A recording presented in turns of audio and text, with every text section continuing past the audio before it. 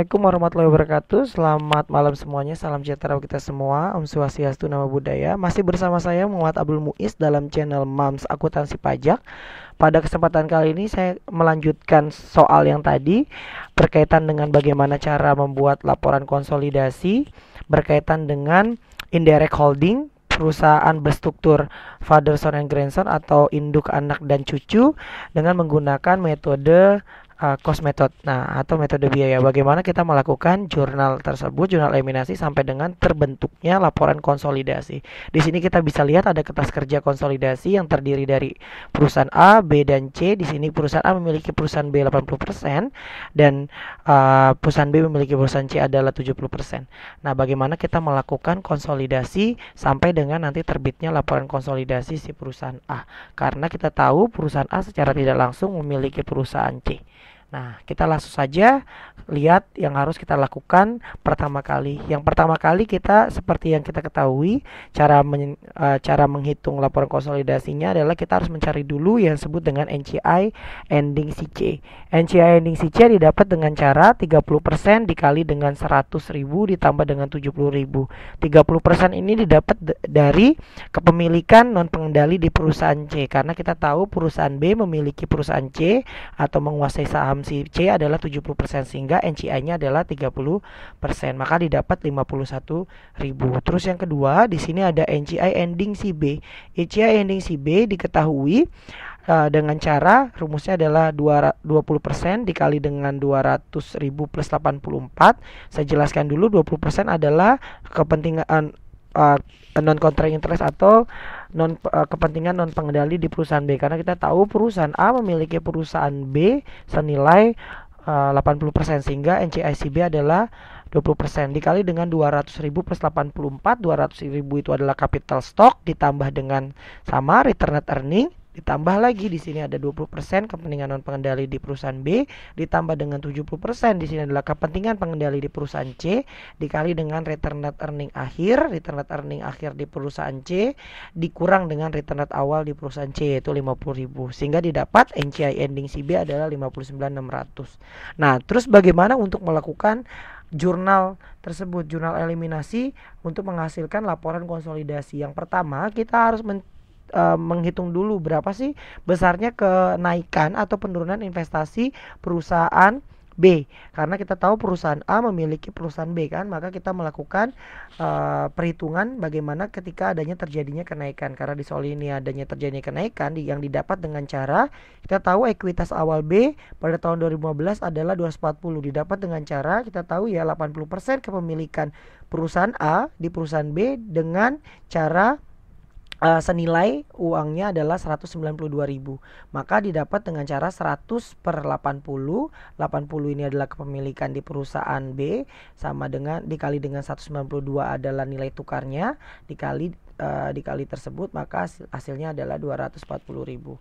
Nah, untuk yang ekuitas B pada awal tahun 2016 atau kita bisa sebut juga dengan ekuitas ending di tahun 2015, maka didapat dengan cara 200.000 plus 50. 200.000 ini didapat dengan cara ada di sini capital stock di kertas kerjanya ada capital stock 200.000 plus dengan return net earning beginning 50.000, sehingga didapat yaitu 250. Nah, dengan demikian ada kenaikan senilai 8.000 yang diperoleh dengan cara 10.000 dikali dengan 80% sama dengan 8.000. Maka kita harus mencatat ke investment in B akan bertambah investment di B pada return net earning A atau pada laba ditahan perusahaan A senilai 8.000.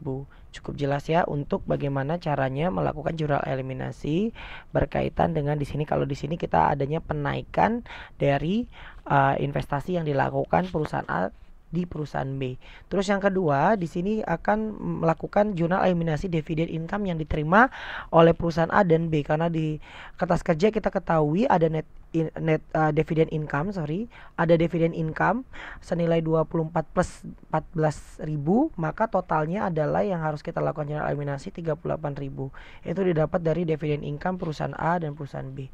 Lanjut ke soal C atau jawaban lakukan jurnal eliminasi di C.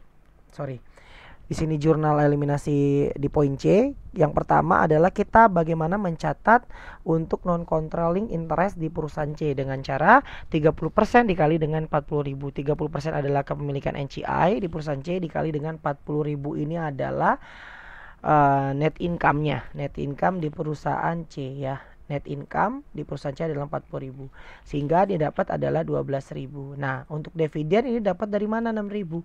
Dividen ini didapat dengan cara ya sama aja kayak tadi, 30% dikali dengan dividen yang diterima di perusahaan C yaitu 20.000. Maka didapat 6.000. Selisih dari hal tersebut masuk ke NCI ending. Maka NCI endingnya adalah 6.000. Lanjut di poin D, dijelaskan di sini bagaimana caranya untuk mengeliminasi akun resiprokal investasi di perusahaan C dengan ekuitas perusahaan C. Kita tahu ya, ekuitas di perusahaan C adalah sebagai berikut. Capital stock di perusahaan C adalah 100 dan return earning beginning di perusahaan C adalah 50. Didapat dari tadi kertas kerja konsolidasi. Kalian bisa lihat sendiri di atasnya hal tersebut. Nih, capital stock ditambah dengan return earning beginningnya ya. Return earning beginningnya maka menghasilkan 100 plus 50.000. Nah, untuk investment in C itu didapat dari mana? Dari soal yang tadi dijelaskan bahwa PTB menguasai saham C dengan mengeluarkan atau nilai perolehannya adalah 105.000, sehingga didapat NCI C beginning adalah 45.000. Nah, untuk poin E kita lanjut. Saya rasa untuk poin D sudah cukup jelas ya bagaimana cara mengeliminasi akun resiprokal. Nah, untuk poin E di sini kita bagaimana cara untuk mencatat non controlling interest di perusahaan B, karena kita tahu ya seperti teori yang di atas bahwasannya NCI B berhak atas net income nantinya di perusahaan B. Nah, bagaimana caranya kita menghitung non controlling interest di perusahaan B? Caranya adalah 20% dikali dengan 64.000 itu adalah tadi ini kita lihat 64.000 adalah net income dikurangi dengan dividen income, maka menghasilkan tadi 50.000 ya. Ditambah dengan 20% kepemilikan NCI di perusahaan B dikali dengan 70% adalah controlling interest di perusahaan C dikali dengan 40.000. 40.000 ini adalah net income di perusahaan B, maka dapat dijelaskan NCI expense-nya adalah 15.600. Nah, untuk dividen 6.000 sama kayak tadi. Dividen di perusahaan B itu berapa? Dividen di perusahaan B ini kita lihat dividen 30.000 dikali dengan NCI-nya. NCI di perusahaan B-nya itu berapa? NCI di perusahaan B tadi kan berapa? NCI 20%. Maka didapat 30.000 dikali dengan 20% hasilnya adalah 6.000. Nah, untuk NCI endingnya tinggal kalian kurangkan aja NCI expand B dikurangi dengan dividen, maka NCI B ending 9.600. Yang terakhir, nah ini saya jelaskan lagi ya. NCI B berhak atas NCI B berhak atas net income perusahaan B sebesar 20% dikali dengan 50.000. 50.000 itu dapat dari 64.000 dikurang 14.000. Tetapi tidak berhak atas dividen income yang diperoleh dari C, karena NCI B akan mendapatkan net income tidak langsung atas net income tersebut, yaitu 20% dikali dengan 70% dikali dengan 40.000. Nah, bila dividen income dimasukkan, maka terjadi tumpang tindih perhitungan hak NCI. Jadi tumpang tindih itu kalau misalkan dividen income-nya dimasukkan, maka nanti akan masuk 2 kali double untuk perhitungan hak NCI. Nah, yang terakhir di sini bagaimana cara melakukan eliminasi akun resiprokal investment in perusahaan C dengan ekuitas perusahaan C. Nah, ini kita tahu ya tadi capital stock di perusahaan ini investment di perusahaan B, sorry ya. Kita tahu di perusahaan B itu kita ada capital stocknya adalah 200.000 plus dengan 50.000. 200.000 itu adalah capital stock tadi seperti yang di kertas kerja konsolidasi. Return net earning beginning 50.000. Investment di B adalah 200.000. Itu didapat dengan cara yang kepemilikan kita yang kita lakukan di perusahaan B itu kita menukarkan dengan berapa uangnya kan ya, ditambah dengan tadi kan kita kan yang awalnya adalah yang awalnya adalah kita 192.000 ditambah dengan investment di perusahaan C 8.000 sehingga kita dapat 200.000. Jadi cukup jelas investment in B itu didapat dengan cara 192.000 plus dengan 8.000. Nah, untuk NCI B beginning tinggal kalian kurangkan saja antara capital stock return net earning dikurangi dengan investasi, maka diketahui NCI beginningnya adalah 50.000. Saya rasa cukup jelas untuk membuat kertas kerja konsolidasi dengan menggunakan sistem cost method. Nah, kalau kita sudah melakukan jurnal eliminasi tersebut, maka kita lihat di sini kertas kerja pemeriksaannya atau kertas kerja konsolidasinya sebagai berikut. Tinggal kita masukkan saja akun-akun yang tadi kita sudah jurnal. Contohnya adalah tadi yang pertama, yang poin A ini untuk mencatat kenaikan dari ekuitas 8.000 sama juga investment in perusahaan B bertambah 8.000. Nah, terus kita bisa lihat juga yang B ini untuk mencatat tadi dividen income atau mengeliminasi dividen income 24.000 plus 14.000.